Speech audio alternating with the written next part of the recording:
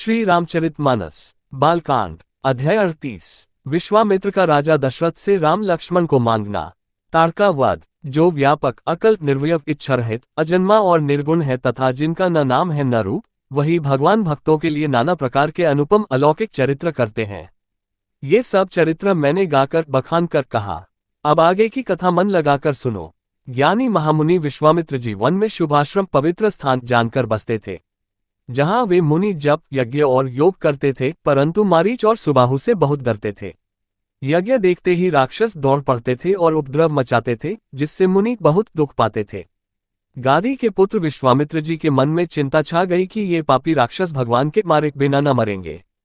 तब श्रेष्ठ मुनि ने मन में विचार किया कि प्रभु ने पृथ्वी का भार हरने के लिए अवतार लिया है।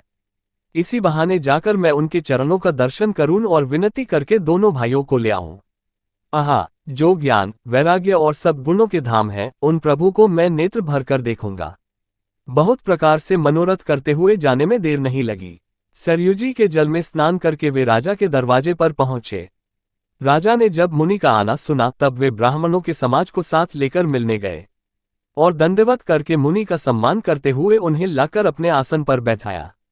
चरणों को धोकर बहुत पूजा की और कहा, मेरे समान धन्य आज दूसरा कोई नहीं है।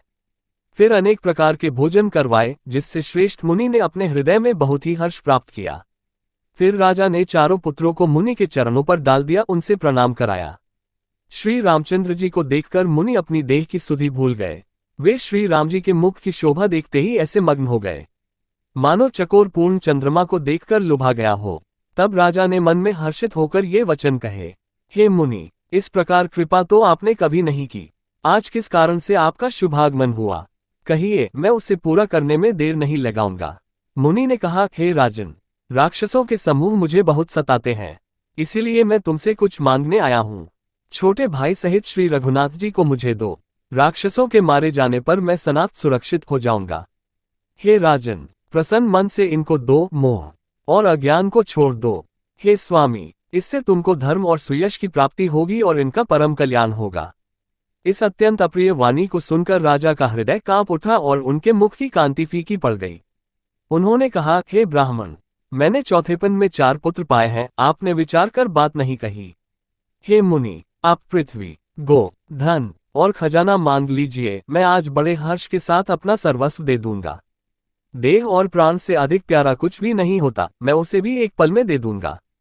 सभी पुत्र मुझे प्राणों के समान प्यारे हैं, उनमें भी हे प्रभु, राम को तो किसी प्रकार भी देते नहीं बनता।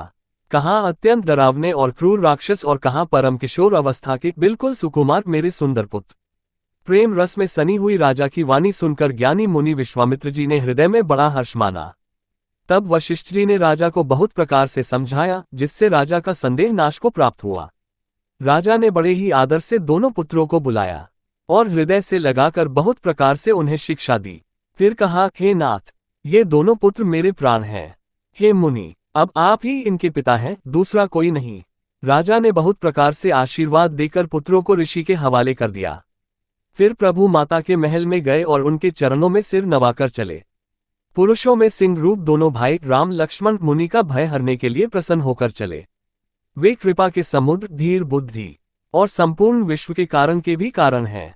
भगवान के लाल नेत्र हैं, चौड़ी छाती और विशाल भुजाएं हैं, नील कमल और तमाल के वृक्ष की तरह श्याम शरीर है। कमर में पीतांबर पहने और सुंदर तरकस कसे हुए हैं। दोनों हाथों में क्रमशः सुंदर धनुष और बाण हैं। श्याम और गौर वर्ण के दोनों भाई परम सुंदर हैं। विश्वामित्र जी को महान निधि प्राप्त हो गई। वे सोचने लगे, मैं जान गया कि प्रभु ब्रह्मण्यदेव ब्राह्मणों के भक्त हैं। मेरे लिए भगवान ने अपने पिता को भी छोड़ दिया। मार्ग में चले जाते हुए मुनि ने ताड़का को दिखलाया। शब्द सुनते ही वो क्रोध करके दौड़ी। श्री राम जी ने एक ही बाण से उसके प्राण हर लिए और दीन जानकर उसको निज पद, अपना दिव्य स्वरूप दिया। तब ऋषि विश्वामित्र ने प्रभु को मन में विद्या का भंडार समझते हुए भी लीला को पूर्ण करने के लिए ऐसी विद्या दी, जिससे भूख प्यास न लगे और शरीर में अतुलित बल और तेज का प्रकाश हो।